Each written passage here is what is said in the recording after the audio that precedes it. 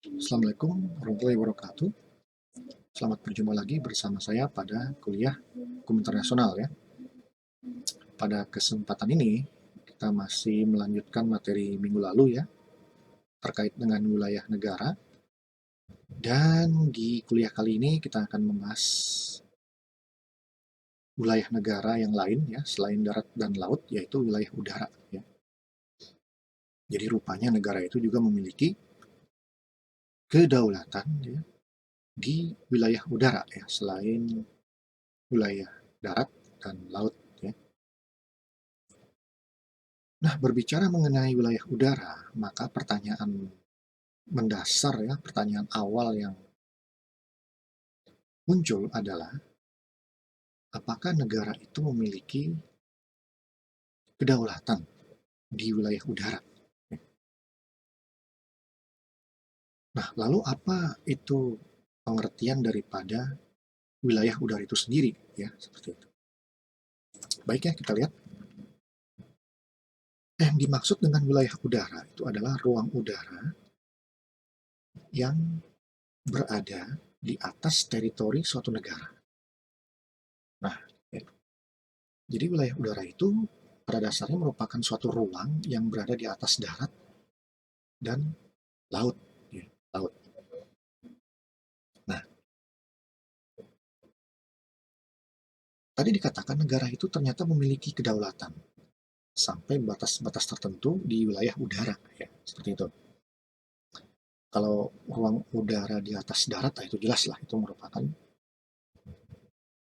uh, sepenuhnya merupakan kedaulatan suatu negara. Ya. Kemudian di atas laut pun negara juga memiliki kedaulatan, ya, memiliki kedaulatan. Nah, laut apa? Nah, laut yang dimaksud di sini ya, laut teritorial yang sudah kita bahas pada kuliah minggu lalu, itu lebarnya selebar 12 mil ya. Nah, jadi wilayah udara yang berada di atas laut teritorial yang sejauh 12 mil itu juga merupakan wilayah yang berada di bawah kedaulatan suatu negara ya. Jadi apabila dikatakan wilayah udara adalah ruang udara yang berada di atas teritori suatu negara, maka teritori suatu negara yang kita maksud di sini adalah darat dan laut teritorial ya. Jadi ruang udara suatu negara itu membentang di atas wilayah darat dan di atas laut teritorial ya, gitu ya. Kalau di luar laut teritorial, maka itu ruang udaranya sudah lagi tidak tunduk pada kedaulatan negara ya, seperti itu. Nanti kita bahas lagi lebih rincinya di bawah ya. Pertanyaan berikutnya yang muncul adalah bagaimanakah pengaturan kedaulatan negara di ruang atau wilayah udara? Nah, kita berbicara pengaturan ya, berarti kita berbicara mengenai hukumnya. Nah, hukum internasional ya, dalam hal ini yang kita maksud adalah Konvensi Paris 1919 ya, 1919 tentang navigasi udara mengatur bahwa atau mengakui bahwa negara mempunyai kedaulatan eksklusif ya. Itu dalam bahasa teknis HI-nya itu ya. Exclusive sovereignty terhadap ruang udara yang berada di atas teritorinya atau wilayahnya, baik daratan maupun wilayah laut teritorial. Itu yang tadi kita bahas di atas ya. Jadi kedaulatan negara di ruang udara itu berlaku di atas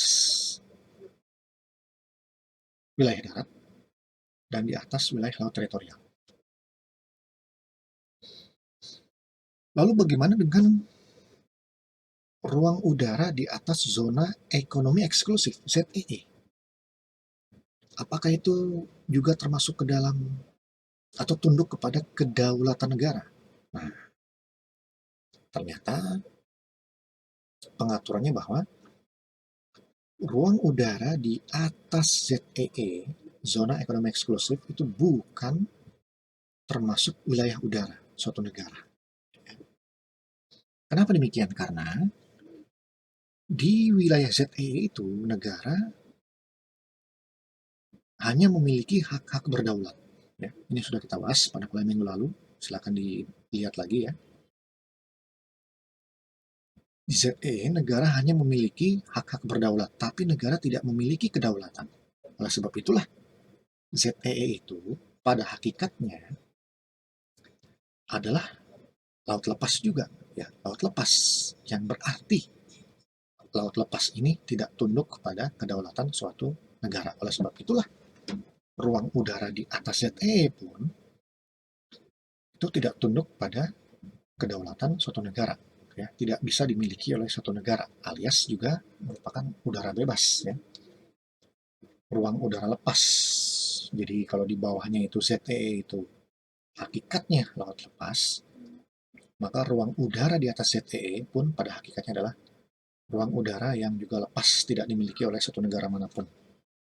Nah, itu ya pengaturan dasarnya terkait dengan wilayah udara ini ya. Oh iya, wilayah udara ini kemudian mengembangkan suatu bidang baru ya di dalam hukum internasional yang disebut dengan hukum udara. Ya, hukum udara.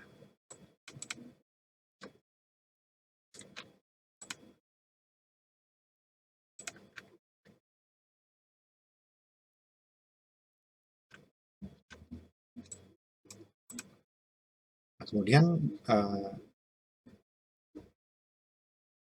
lebih tinggi lagi dari ruang udara itu ada yang disebut dengan ruang angkasa. Ya.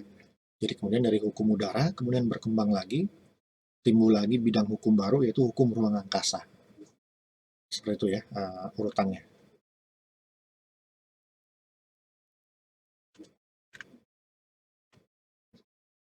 Nah, pertanyaan berikutnya atau isu berikutnya terkait dengan pemilikan negara terhadap ruang udara,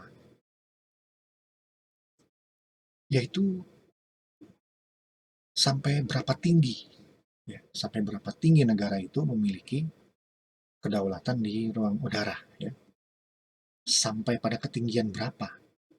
Dengan kata lain, sampai pada ketinggian berapa kedaulatan negara berlaku di ruang udara. Nah, tadi di awal diakui negara memang memiliki kedaulatan eksklusif di ruang udara, tapi sampai pada ketinggian berapa? Apakah sampai ruang angkasa atau ada batas ketinggian tertentu? Nah, di hukum internasional itu sendiri itu belum ada pengaturan yang secara detail, rinci, dan tegas ya. Oleh sebab itulah kita mengacu kepada ya, mendasarkan kepada praktik negara ya, state practice, praktik negara terkait dengan seberapa tinggi negara memiliki kedaulatan di ruang udara ya, sampai ketinggian berapa itu ruang udara yang tunduk pada kedaulatan suatu negara. Nah, di masa lalu ya, kalau kita berbicara mengenai sejarah hukum internasional, itu banyak terjadi beberapa peristiwa atau fakta yang bisa kita jadikan referensi, yang bisa kita jadikan acuan dalam menjawab pertanyaan tadi, ya. Sampai pada ketinggian berapa itu ruang udara sebuah negara itu ya. Misalnya pada saat Perang Dunia Pertama meletus, pesawat udara sudah mulai digunakan dalam peperangan. Nah, pada suatu waktu, kapal angkatan udara Inggris terbang melintasi wilayah udara Swiss. Kemudian Swiss protes, dan akhirnya Inggris minta maaf kepada Swiss. Nah, dengan minta maafnya Inggris ini kepada Swiss, di sini muncul pengakuan atau fakta bahwa memang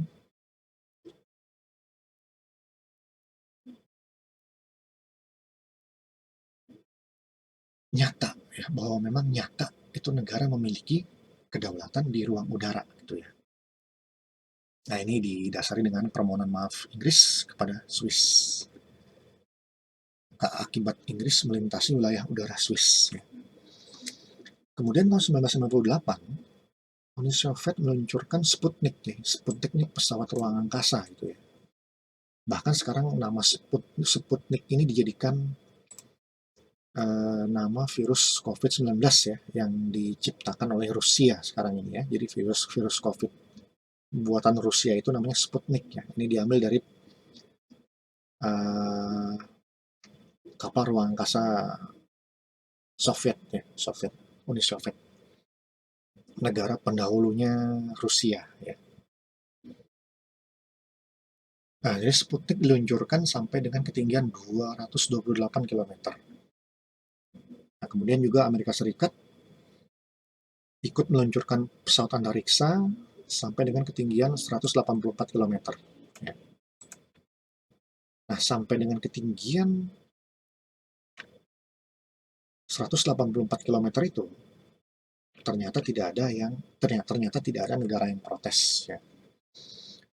Oleh sebab itu muncullah uh,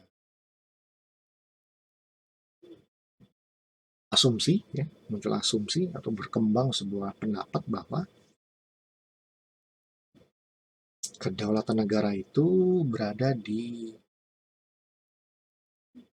rentang 0 sampai dengan 184 km ke atas ya. 0 sampai dengan 184 km ya, ke atas udara.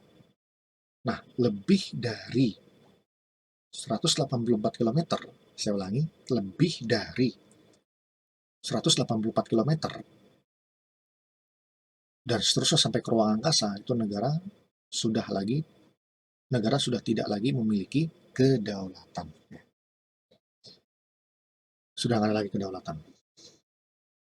Lebih dari 184 km. Ya. Nah, kemudian ya ini tadi yang saya katakan ya, dari hukum udara kemudian berkembang lagi hukum ruang angkasa atau hukum antariksa. Nah, di dalam teori hukum ruang angkasa ini ya, atau hukum antariksa ini, sebagian sarjana HI berpendapat bahwa kedaulatan negara di ruang udara berlaku sampai ketinggian 100 km ya. Jadi 0 sampai 100 km. Nah, ini menurut pendapat sebagian sarjana hukum internasional ya, atau pakar HI.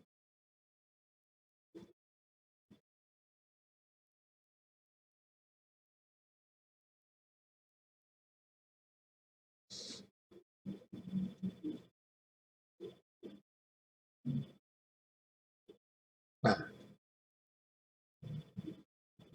seiring dengan makin berkembangnya iptek gitu ya, semakin majunya iptek gitu, ya memang iptek di bidang antariksa ini berkembang pesat sekali ya.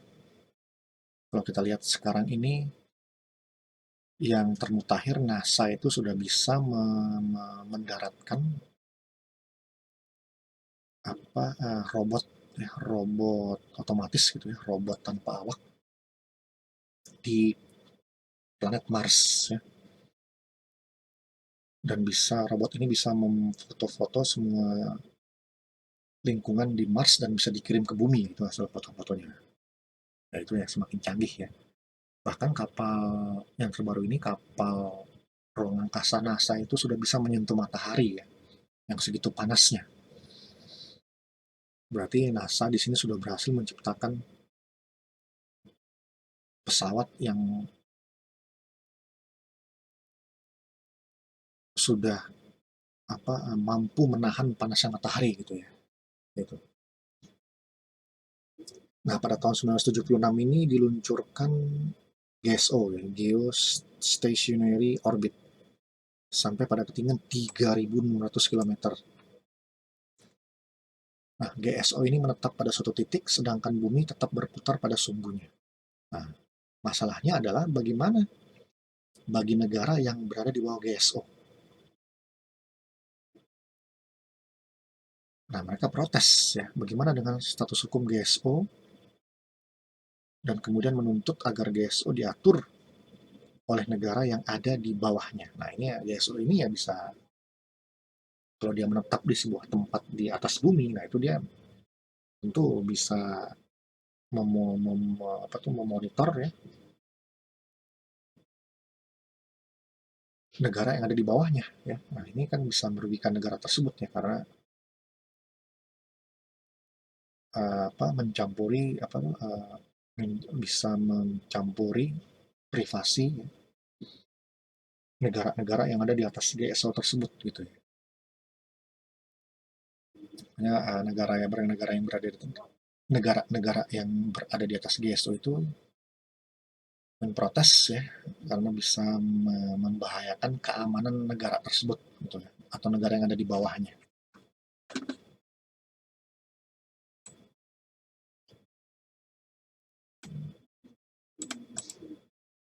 Nah, masalah keamanan ini terkait dengan mata-mata ya, terkait dengan GSO itu bisa memata-matai kegiatan negara-negara bersangkutan ya.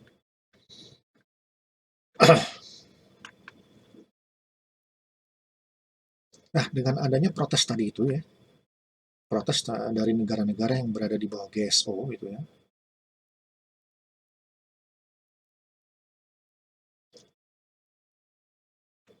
maka kemudian Majelis Umum PBB merespon dengan menerbitkan Declaration of Legal Principle ya, yang antara lain ini deklarasi ini ya mengandung muatan ya, atau berisi hukum internasional diberlakukan di ruang angkasa. Nah, inilah yang menjadi tonggak daripada lahirnya hukum ruang angkasa ya, Declaration of Legal Principle. Kemudian yang kedua, benda-benda ruang angkasa, bulan, planet, dan lain-lain hanya boleh digunakan untuk kepentingan ilmu pengetahuan dan peri kemanusiaan, serta tidak boleh dimiliki oleh siapapun ya. Tidak boleh dimiliki oleh siapapun. Nah, ini merupakan keputusan daripada PBB yang kemudian diakui menjadi hukum internasional universal di bidang antariksa atau ruang angkasa. Nah, ini ya yang jantungnya, ini yang poin 2 ya, benda-benda ruang angkasa, bulan, planet, dan sebagainya hanya boleh digunakan untuk kepentingan ilmu pengetahuan dan perikemanusiaan, serta tidak boleh dimiliki oleh siapapun. Jadi kalau ada negara yang pergi ke bulan, kemudian yang menancapkan bendera negaranya di bulan itu, maka itu bukan berarti negara boleh memiliki bulan itu ya, tidak boleh. Itu ya sudah dibatasi oleh hukum internasional bahwa benda-benda langit ya, benda-benda ruang angkasa itu tidak boleh dimiliki oleh siapapun ya.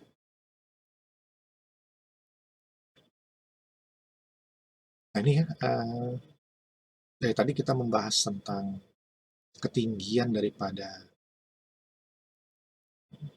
ruang udara yang tunduk pada kedaulatan suatu negara. Kalau kita gambarkan bagannya ya, atau gambarnya ya, seperti ini ya. Ini negara, ini ya wilayah negara. Kemudian negara itu memiliki ruang udara ya, ke atas gitu ya, ke atas. Ruang udara ini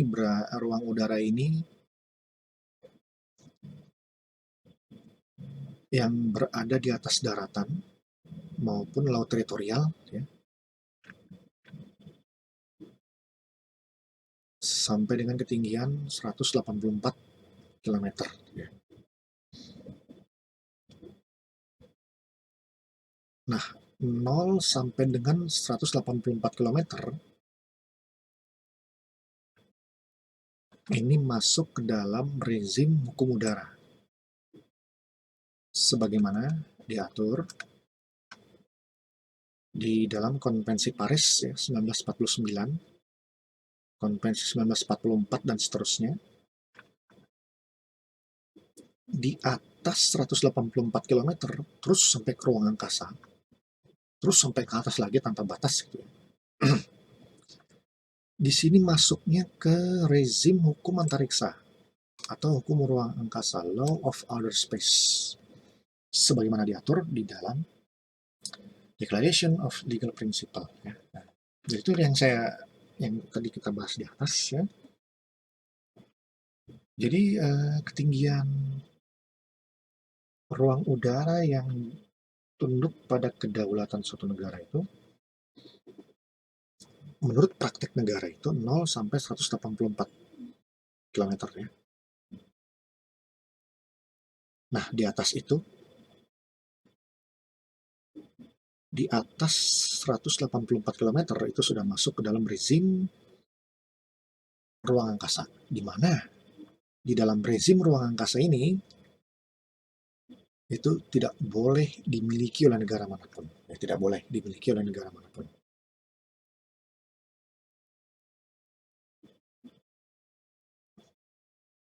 Nah, rezim ruang angkasa itu hanya boleh digunakan untuk kepentingan ilmu pengetahuan dan untuk kepentingan umat manusia. Ya.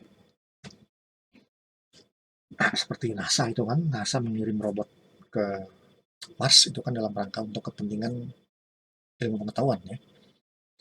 Dan kemudian mungkin di masa depan itu kalau memang layak itu Mars itu bisa juga menjadi tempat tinggal manusia ya. Jadi nanti ada perpindahan itu antara perpindahan atau migrasi ya manusia dari bumi ke Mars gitu ya. Kalau memang penelitian dari NASA ini nanti menyatakan Mars itu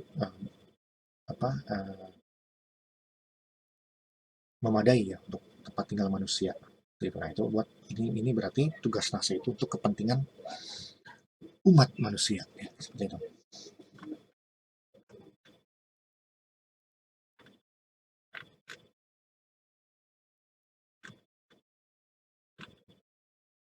Nah ini ada lagi muncul lagi hukum penerbangan ya, hukum penerbangan. Jadi dari hukum udara ya, kemudian hukum ruang angkasa, kemudian muncul lagi sempalan yang lain ya, muncul lagi cabang baru lagi nih, hukum penerbangan.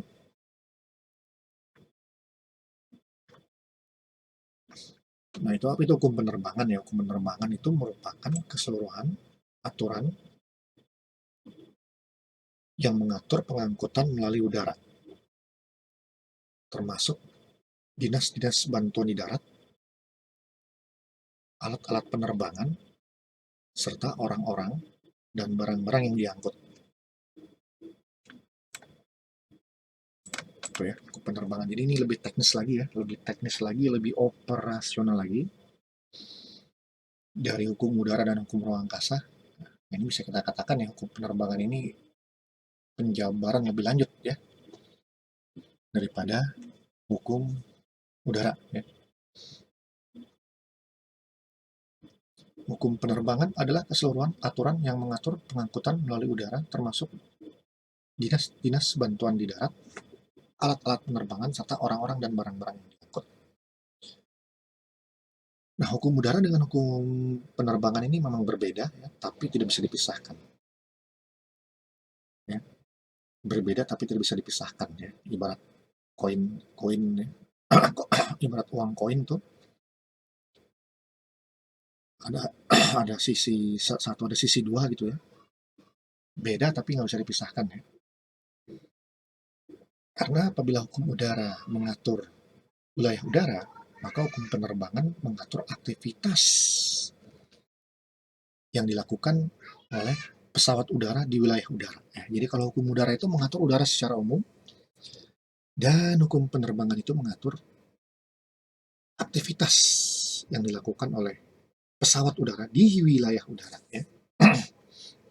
Nah, sehingga singkat kata, dapat dikatakan hukum penerbangan itu merupakan bagian dari hukum udara. Ya. Hukum penerbangan itu merupakan bagian dari hukum udara. Ya. Udara.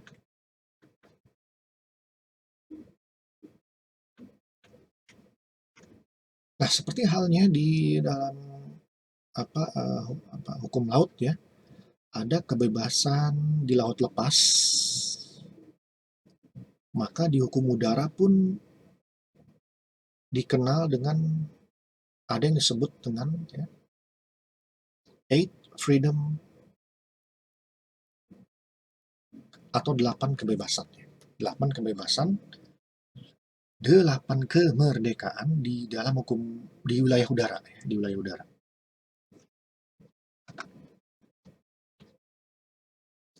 Nah, ini ya 8 8. Silakan bisa dibaca ya. Hak untuk terbang dan mengangkut trafik secara non-stop di atas wilayah udara negara peserta Konvensi Paris 1999. 1919 ya. Hak untuk terbang di atas wilayah udara negara peserta dengan izin untuk mendarat guna kepentingan non-traffic. Ketiga, hak untuk terbang ke wilayah negara peserta. Negara peserta yang dimaksud di sini adalah negara peserta atau negara-negara yang menjadi peserta yang menandatangani dan mengesahkan Konvensi Paris 1919 ya. 1919. Nah, itu ya maksudnya ya. Negara peserta di sini supaya nggak bingung. Untuk menurunkan trafik yang berasal dari bendera negara pesawat tersebut. Ada lagi yang keempat, hak untuk terbang dengan tujuan mengangkut trafik dari negara tersebut. Yang kelima, hak untuk terbang dengan tujuan mengangkut dan menurunkan trafik dengan tujuan atau berasal dari negara ketiga. Ada lagi hak untuk terbang ke wilayah suatu negara dan mengangkut atau menurunkan trafik yang berasal atau dengan tujuan ke negara yang benderanya dibawa atau terdapat di pesawat tersebut dari negara ketiga. Nah, ini harus dibaca pelan-pelan ya supaya nggak bingung ya. Yang ketujuh, hak untuk terbang ke wilayah suatu negara tertentu oleh suatu perusahaan penerbangan yang berasal dari luar bendera negara yang terdapat di kapal tersebut, baik untuk mengangkut atau menurunkan trafik yang berasal dari dan atau dengan tujuan negara ketiga. Terakhir ada asas sabotage ya, atau hak eksklusif, yaitu hak istimewa atau hak khusus yang meliputi hak negara induk untuk memberlakukan perjanjian yang dibuatnya bagi negara koloninya. Ya, ya ini yang ke-8 ini, hak ini sekarang ini mungkin sudah menghilang ya, karena sekarang udah nggak ada lagi koloni ya, udah nggak ada lagi penjajahan seperti itu. Nah, kalau kita berbicara tentang hukum penerbangan ya, maka ini dasar hukumnya. Ya. Ini dasar hukum penerbangan ini ya. Nah, Konvensi Tokyo 1971 ya, tentang kejahatan dan tindakan tertentu yang dilakukan di dalam pesawat udara. Ada Konvensi Den Haag 1970 dan Konvensi Montreal. Ya. Montreal.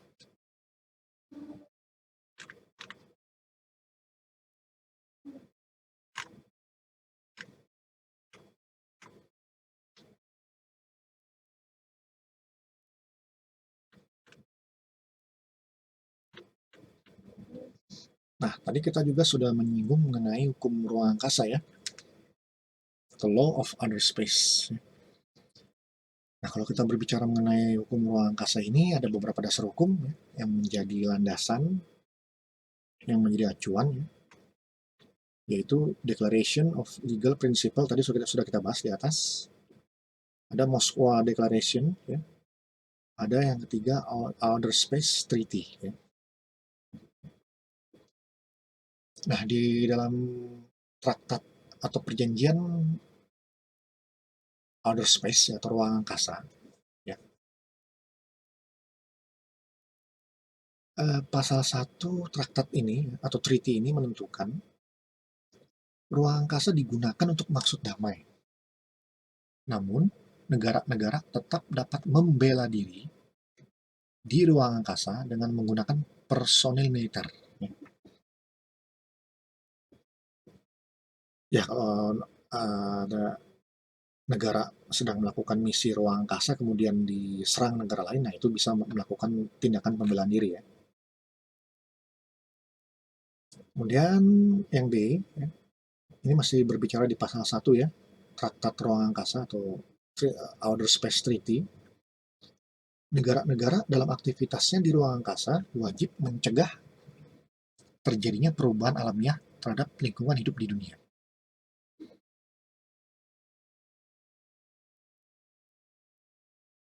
Nah, jadi aktivitas di ruang angkasa ya untuk kepentingan ilmu pengetahuan atau kepentingan umat manusia itu dibolehkan, ya, tapi dalam batas tertentu. Jangan sampai aktivitas itu bisa merugikan lingkungan hidup di dunia, ya, seperti itu. Akibat terjadi perubahan ilmiah di lingkungan hidup dunia, yang kemudian bisa merusak lingkungan, ya, seperti itu. Kemudian selain Outer Space Treaty ada juga Rescue Agreement, ada lagi Liability Convention, kemudian ada lagi Registration of Space Object, dan Moon Agreement, ya, Moon Agreement. Kemudian yang berbentuk resolusi juga ada Resolusi Majelis Umum PBB garis miring 1721 garis miring 16 Romawi ya. Ini terkait dengan kerjasama internasional dalam penggunaan ruang angkasa. Ya itu kan misalnya NASA itu ya, NASA itu kan terdiri dari beberapa negara ya yang mendukungnya gitu ya, atau memberikan support gitu ya. Tentunya kan proyek-proyek NASA itu kan membutuhkan dana besar gitu ya. Nah, itu pastinya disokong oleh uh, beberapa negara gitu ya, yang memiliki kepedulian terkait dengan penggunaan ruang angkasa untuk kepentingan iptek seperti itu. Oke, itu dulu yang bisa saya sampaikan ya pada perkuliahan kali ini ya. Nah, nanti silakan untuk detailnya silakan saudara baca sendiri ya. Apa reading material yang saya upload nanti di e-learning ya. Sampai ketemu lagi pada kuliah berikutnya. Terima kasih sudah menonton. Lebih kurangnya mohon maaf. Assalamualaikum warahmatullahi wabarakatuh.